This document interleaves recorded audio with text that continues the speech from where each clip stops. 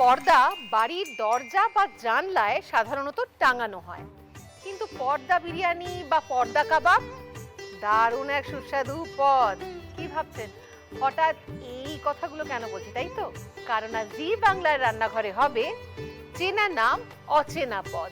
রোজ সকালে খড়খড়ির জানলা দিয়ে আলো ঘরে ঢুকতেই বটি দিয়ে সবজি কাটতে বসে পড়ি।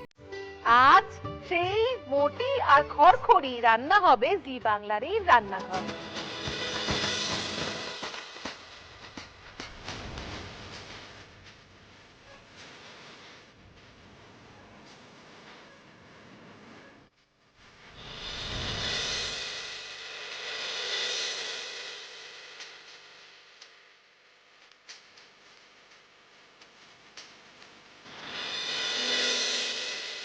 নমস্কার, আপনারা দেখছেন সানরাইজ কোঅপারেটিভ জি বাংলার রান্নাঘর, স্পেশাল পার্টনার বৈদ্যনাথ গাওয়া ঘি।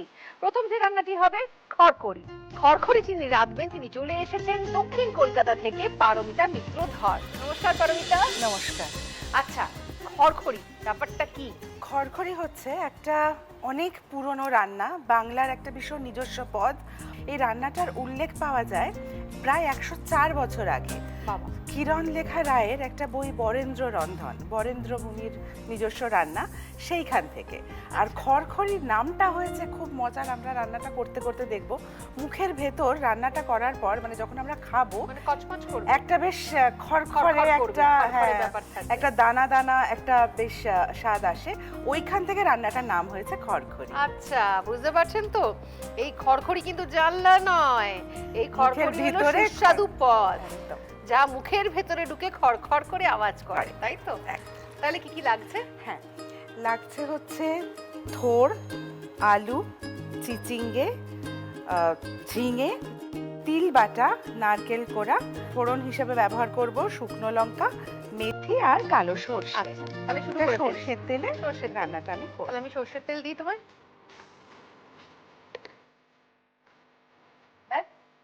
আর একটু দেব।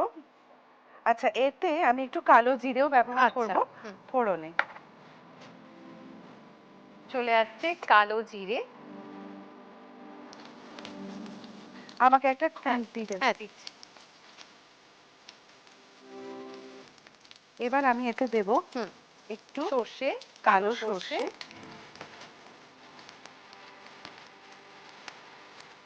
শুকনো লঙ্কা ফোড়ন।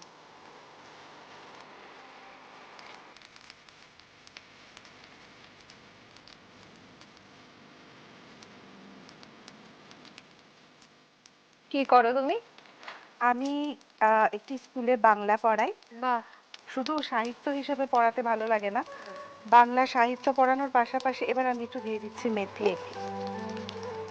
বাংলা সাহিত্য পড়াবার পাশাপাশি বাংলা সংস্কৃতির যে একটা সার্বিক দিক আছে, শুধু তো ভাষা নয়, তার সাজ পোশাক, তার খাওয়া দাওয়া, সব কিছু নিয়ে পড়তে পড়াতে বলতে আমার ভালো লাগে। আমি চাই যে আমাদের পরবর্তী প্রজন্মরা শুধু এই যে বলি মাতৃভাষা শেখা উচিত, শুধু তো ভাষা না, খাওয়া দাওয়া, পোশাক পরিচ্ছদ সব কিছুতে, মানে তারা সবটাই মেনে নিক যা কিছু আসছে। এবার আমি এখানে দিয়ে দেব থোড়টা।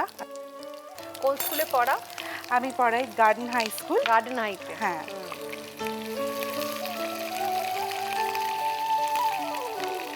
গার্ডেন হাইয়ের ছাত্রছাত্রীরা এই মুহূর্তে দিদিমণিকে দেখছেন। ম্যাডাম এখন দেখছে আর বুঝতে পারছে যে শুধু যে পড়াশোনা নিয়ে জোর করে তা না, এই সব খাওয়া দাওয়া নিয়েও জোর করবে এবারে। আচ্ছা, সবথেকে বড় কথা, সাহিত্যের সঙ্গে সঙ্গে বাংলা সাহিত্যের ইতিহাস যেমন উনি জানেন, তার সঙ্গে সঙ্গে রান্নার ইতিহাসও কিন্তু উনি জানেন। পর আলু দিয়ে দিলাম।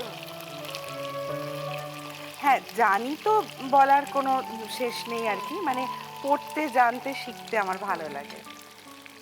একটু ভাজা ভাজা হয়ে এলে আমি দিয়ে দেব বরবটি। আর এই খাবারগুলোর সঙ্গে আসলে দেখা যায় মানে প্রাণীজ প্রোটিন যেমন দরকার, তেমনি সবজির তো নিজস্ব গুণাগুণ তো অনেক। সেক্ষেত্রে এই ধরনের রান্নাগুলো মুখরোচকও হয়, বাচ্চাদেরও ভালো লাগবে, বড়দেরও ভালো লাগবে একঘেয়ে খাবারের।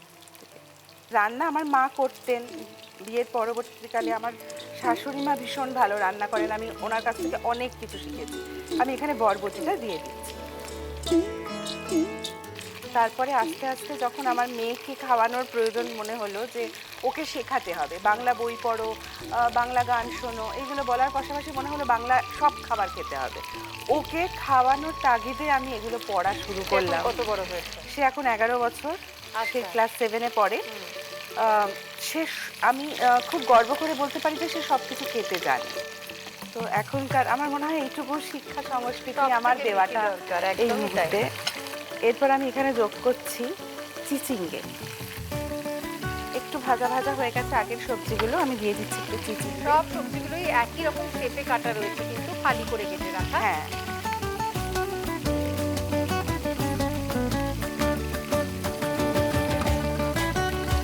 একটু ভাজা ভাজা হলে আমি দিয়ে দেবো এখানে ঝিঙে। চিচিঙ্গেটা আগেই দিয়েছি।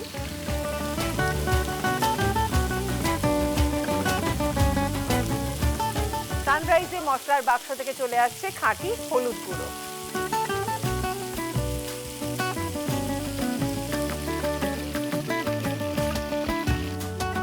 এটাকে ভাজা ভাজা করবার জন্য আমি একটু ঢাকা দিয়ে রাখবো যাতে এটা ভাজা ভাজা হয়ে যায়। এতে নুন টুন কিচ্ছু দেওয়ার দরকার নেই, তাই তো?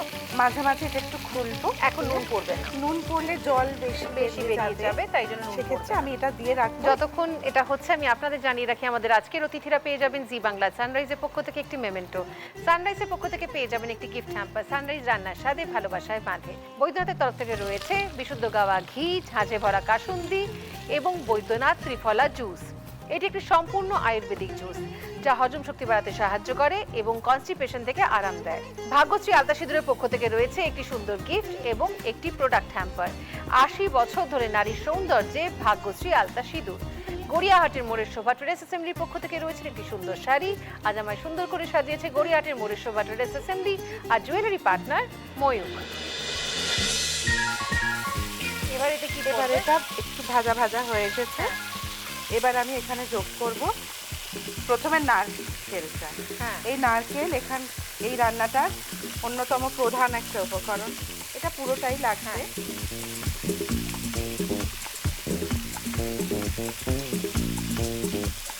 এটা নারকেলটা দিয়ে একটু নাড়াচাড়া করে আমি এরপর এতে যোগ করব এই রান্নাটার খড়খড়ি নাম হয়েছে যে কারণে, সেই আসল উপাদান সেটা হচ্ছে তিল বাটা।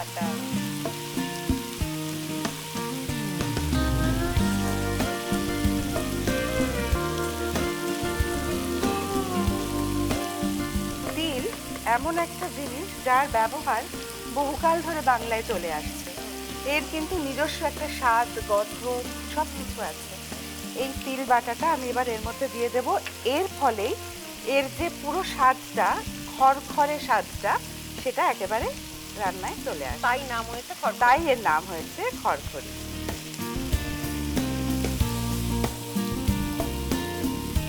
দেখো রান্নার টেক্সচারটাই পুরো একদম বদলে গেছে। আচ্ছা, এরপর কিন্তু দিদিমণির হাতে সবাই খাবার খেতে চাইছে। একদম আমি মানে অন্যরকম খাবার না খাইয়ে বাংলার এই নিজস্ব সম্পদের খাবার খাওয়াতে একেবারে প্রস্তুত। খাবে তো আপনারা, খেতেই হবে, খেতেই হবে, খেতেই হবে। অপশন নেই। তবে এতে যে ধরনের উপাদান পড়েছে আর যেরকম খেতে হয়েছে সেটা না বলতে পারবে না। হয়তো ওদের না বলার খুব একটা আচ্ছা, অজুহাত এবার কি থাকবে এতে না। সামান্য নুন দেবো? এরপর আমি এতে একটু নুন দিয়ে দেব।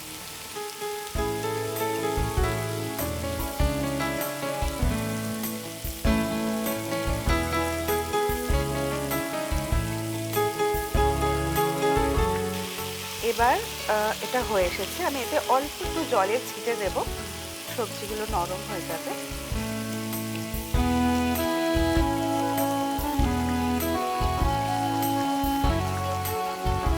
এটা হয়ে গেছে।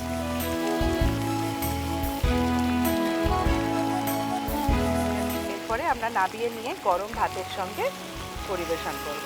বাহ, রেডি হয়ে গেছে আমাদের খড়খড়ি। না, সেই খড়খড়ি নয়, মানে জানলা নয়, এই খড়খড়ি খাবার খড়খড়ি। একই পদ।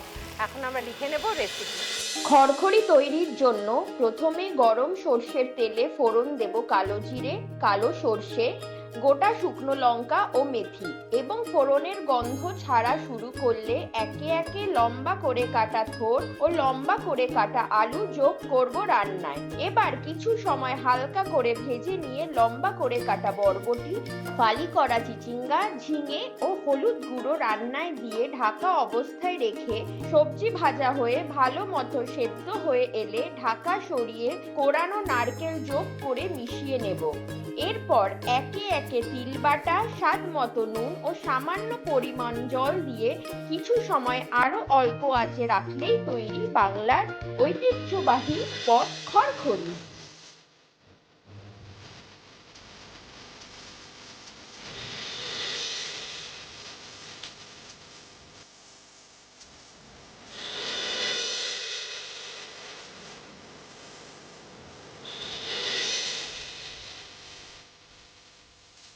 দেখা হয়ে গেছে রেসিপি, নিয়ে নেবে একটা ছোট্ট বিরতি, বিরতির পর অপেক্ষা করছে বটি।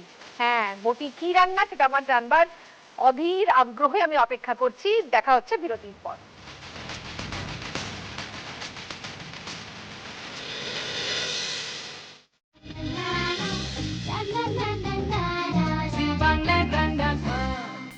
ফিরে এলাম বিরতির পর। আপনারা দেখছেন সানরাইজ কো প্রেজেন্স ই বাংলার রান্নাঘর, স্পেশাল পার্টনার বৈদ্যনাথ গাওয়া ঘি। এখন রান্না হবে বটি। ঠিক ধরেছেন, বটি কি আমিও জানি না। বটি কি জানবার জন্যে আমাকে একজনের শরণাপন্ন হতে হবে। তিনি অলরেডি চলে এসেছেন, আমাদের সঙ্গে রয়েছেন মিষ্টু চক্রবর্তী দমদম থেকে। নমস্কার মিষ্টু। নমস্কার। আচ্ছা, এই যে বটি ব্যাপারটা কি? অ্যাকচুয়ালি এটা একটা পূর্ববঙ্গের রান্না। আচ্ছা, যেহেতু পূর্ববঙ্গের মানুষেরা সমস্ত সবজি কুচি করে তাদের খোসাটা বটিতে কাটা হয় বলে বটির প্রাধান্য এতে বেশি হয়, তার জন্য বটি নাম। মানে প্রত্যেকটি সবজির খোসা ব্যবহার করা হয়। হ্যাঁ, সমস্ত এবং সবজি সবটাই বটিতে কাটা হ্যাঁ, হয়, তাই হ্যাঁ। এর নাম বটি। হ্যাঁ হ্যাঁ হ্যাঁ বাহ, দারুণ ব্যাপার তো। আচ্ছা, কি লাগছে?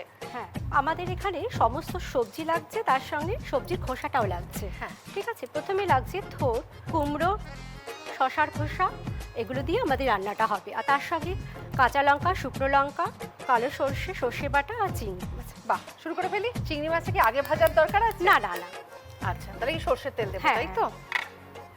দেখো, একটু বেশি তেলটা লাগবে। ব্যাস। ঠিক আছে। মিষ্টু, আপনি কি করেন? আমি একজন মেকআপ আর্টিস্ট। ও বাহ। হ্যাঁ, এছাড়া আমি নানান রকমভাবে মানুষকে সাহায্য করতে ভালোবাসি। যেমন? যেমন ধরো, বন্ধু বলে একটা এনজিওর সঙ্গে যুক্ত ছিলাম, সেখানে আমরা রান্না করতাম। রান্না করে ইট ভাটা সমস্ত যারা নিডি তাদের জন্য আমরা খাবার দিয়ে আসতাম। এছাড়াও আমি যেখানে এখন থাকি মানে আরবানে, ওখানে আমার রান্না খেতে সবাই খুব ভালোবাসে। বাহ। হ্যাঁ, তাদের খাওয়াতে, তাদের সঙ্গে কথা বলতে, তাদের সাথে মিশতে, মানে আমার জগৎটা রান্না নিয়ে। যেহেতু আমার ছেলেও খুব ফুডি। আচ্ছা, তার বয়স কত? আমার ছেলের বয়স 13। আচ্ছা, হ্যাঁ, তাহলে আমাদের তেলটা একটু তেল গরম হয়ে গেছে। তেলটা গরম হয়ে গেলে সর্ষে ফোড়ন পড়বে, কালো সর্ষে। হ্যাঁ, আমি এখান থেকে একটু কালো জিরে নিলাম। পড়ে গেল কালো জিরে ফোড়ন আর শুকনো আর লঙ্কা। দুটো শুকনো লঙ্কা ফোড়ন দিলাম। আচ্ছা, ঠিক আছে। এবার পড়ে যাবে কুমড়োর খোসা, তাই হ্যাঁ। তো? ফোড়নের গন্ধটা বেরোলে হ্যাঁ, কুমড়োর খোসা দিয়ে দেবো। হ্যাঁ। তারপরে শশার খোসা। হ্যাঁ, তারপরে শশার খোসা দিয়ে দেবো। তারপর কুমড়ো। তারপরে কুমড়োটা দিয়ে দেবো। সব একসঙ্গে পড়ে হ্যাঁ, যাচ্ছে। তারপরে লাউ, লাউ, খোসা সমেত খোসা দিয়ে দেবো। সমেত লাউ। হ্যাঁ, আমার এই রান্নাটা ভারী মনে ধরেছে। Thank you. তারপরে আমরা থোড়। থোড়টা দিয়ে দিচ্ছি। অ্যাকচুয়ালি এখনকার বাচ্চারা তো সবজি খেতে একদমই পছন্দ করে না, সুতরাং তাদের খাওয়ানোর জন্য মায়েদের খুবই মানে পরিশ্রম করতে হয়। তার আর জন্য আমাদের কাছে অপশন ছিল না। না, পাতে দিলে সেটা খেতে হবে, এবং আমাদের কাছে খাবারের অপশন এত কম ছিল, সেগুলোই সুস্বাদু লাগে। হ্যাঁ সেটাই। আর প্রচুর পরিমাণে সবজি খোসার মধ্যে ফাইবার থাকে, যেটা আমাদের শরীরে ফেলে দেওয়ার কোনো মানে নেই। না। আমার একটা বোল লাগবে মশলা বলার জন্য। না, আমি একটু হলুদটা জলে গুলে নেবো।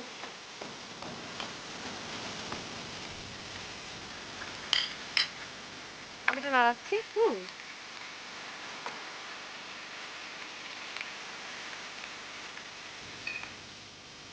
হলুদটা ভালো করে জলের সাথে মিশিয়ে নিয়ে আমরা এর মধ্যে দিয়ে দেবো।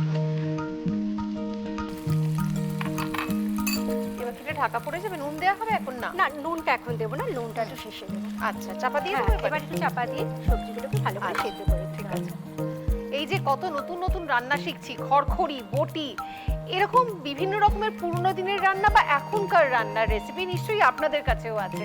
তাহলে এই যে নাম্বারটি দেখতে পাচ্ছেন, এখানে হোয়াটসঅ্যাপ করুন, লিখে পাঠান সেই রান্নার রেসিপি বা চলে আসুন আমাদের জি বাংলার রান্নাঘরে। এখানে রান্না চলছে বটি, কিন্তু নিয়ে নেবো একটা ছোট্ট বিরতি। সঙ্গে রয়েছে মিষ্টু, ফিরে আসবো আমরা বিরতির পর।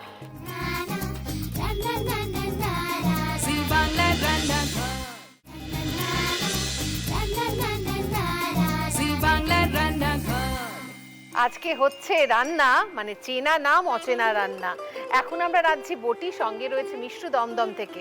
আচ্ছা মিষ্টু, এবার দেখি হয়ে গেছে কি? হ্যাঁ, অবশ্যই। মজে এসেছে? হ্যাঁ হ্যাঁ, একটু মজে এসছে। এভাবে তেলটা উপরে ভেসে উঠলে আমরা চিংড়ি মাছটা দিয়ে দেবো। আচ্ছা, আর আমরা তো সবাই জানি বাচ্চারা চিংড়ি মাছ খেতে খুব ভালোবাসে, আর আমার ছেলে তো চিংড়ি মাছ খাবার পাগল। আচ্ছা। আর সে যখন দেখে সবজির মধ্যে চিংড়ি মাছ রয়েছে তখন তাকে আর কে পায়, সুতরাং সে চিংড়ি মাছের সঙ্গে সবজিগুলোও খুব ভালোভাবে খেয়ে নেবে। আচ্ছা, এরপরে আমরা দিয়ে দেব কটা কাঁচা লঙ্কা। খুব ভালো করে এগুলো মেশাতে হবে।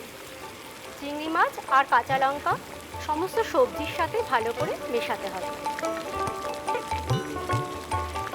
আমরা এর মধ্যে সর্ষে বাটা সামান্য, তাই হ্যাঁ তো? হ্যাঁ হ্যাঁ, সর্ষে বাটা দিয়ে ভালো করে আমাদের নাড়তে হবে।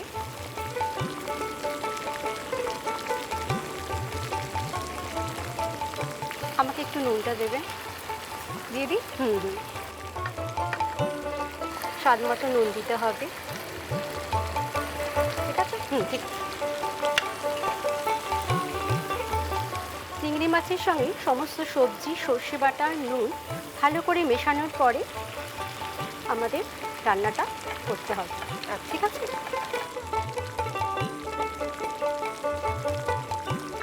চিংড়ি মাছের রান্না হতে বেশি সময় লাগে না। না, আর চিংড়ি মাছ যেই রান্নায় পড়ে সেটার টেস্টটা খুব বেরিয়ে যায়, আমরা জানি। তাহলে আমাদের রান্না প্রায় শেষের দিকে। হ্যাঁ, ঢাকা দিয়ে দিই? হ্যাঁ, ঢাকা দিয়ে দিই। বাড়িতে কে কে আছে মিষ্টু? আমার বাড়িতে আমার হাজবেন্ড, ছেলে আর মেয়ে আছে। আচ্ছা, হ্যাঁ, বনগাঁর রাজীব চক্রবর্তী আমার হাজবেন্ড, আর আচ্ছা। উনি ওখানকার খুবই মানে নামকরা একজন বাংলার টিচার। ও হ্যাঁ, আর উনি গিটারে গোল্ড মেডেলিস্ট। আচ্ছা মানে মানে আমাকে কেউ চিনুক বা না চিনুক, তাকে সবাই চেনে। আচ্ছা।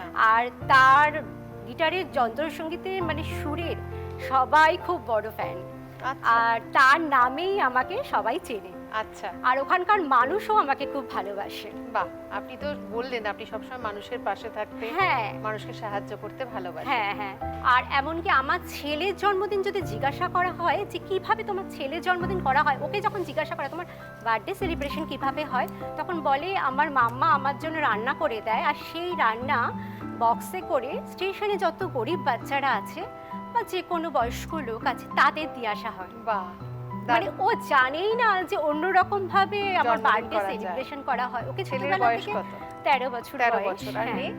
মেয়ে কলেজে পড়ে, আচ্ছা, যাদবপুর যাদবপুর ইউনিভার্সিটিতে। ইউনিভার্সিটিতে। হ্যাঁ, সেকেন্ড বাহ। ইয়ারে সোশ্যালজি অনার্স নিয়ে পড়ে। বাহ, খুব ভালো।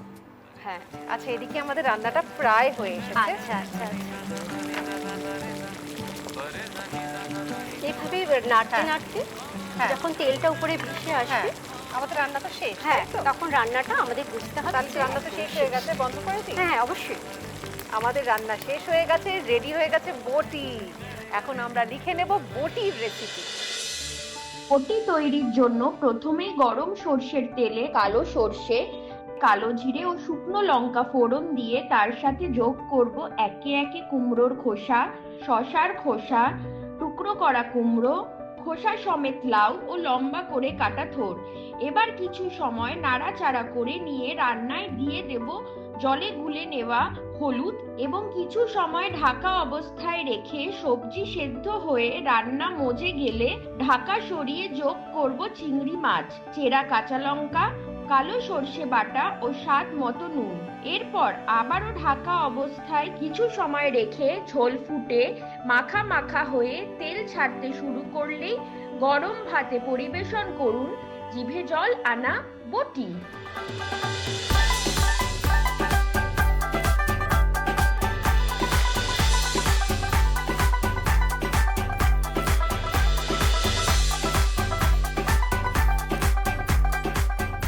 খড়খড়ি আর বটি, সত্যি বলছি আজকের আগে আমি সত্যিই জানতাম না এই দুটো নামে কোনো পদ আছে। পারমিতা রেঁধে ফেলেছে খড়খড়ি আর অন্যদিকে মিষ্টু রেঁধে ফেলেছে বটি। অসংখ্য ধন্যবাদ তোমাদের। মানে আমার মতো অনেক মানুষই আছে যারা জানে না খড়খড়ি আর বটি বলে কিছু আছে, মানে রান্না কিছু আছে। তোমাদের জন্য রয়েছে কিছু উপহার। জি বাংলা সানরাইজের পক্ষ থেকে দুজনের জন্যই রয়েছে এই সুন্দর মেমেন্টোটি। পারমিতাটা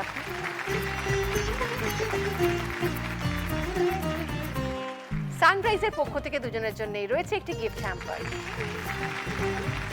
বৈদ্যনাথের তরফ থেকে রয়েছে বিশুদ্ধ গাওয়া ঘি, ঝাঁঝে ভরা কাসুন্দি আর বৈদ্যনাথ ত্রিফলা জুস। এটি একটি সম্পূর্ণ আয়ুর্বেদিক জুস যা হজম শক্তি বাড়াতে সাহায্য করে এবং কনস্টিপেশন থেকে আরাম দেয়। বাংলার ঘরে ঘরে প্রসিদ্ধ বৈদ্যনাথের বিশুদ্ধ গাওয়া ঘি স্বাদে ও সুগন্ধে অতুলনীয়। এতে কোনো প্রিজারভেটিভস বা সিনথেটিক ফ্লেভার নেই। ভাগ্যশ্রী আলতা সিঁদুরের পক্ষ থেকে রয়েছে একটি সুন্দর গিফট আর্ট প্রোডাক্ট হ্যাম্পার। ৮০ বছর ধরে নারী সৌন্দর্যের ভাগ্যশ্রী আলতা সিঁদুর। গড়িয়াহাটের মোড়ের শোভা টেরেস অ্যাসেম্বলির পক্ষ থেকে রয়েছে একটি সুন্দর শাড়ি।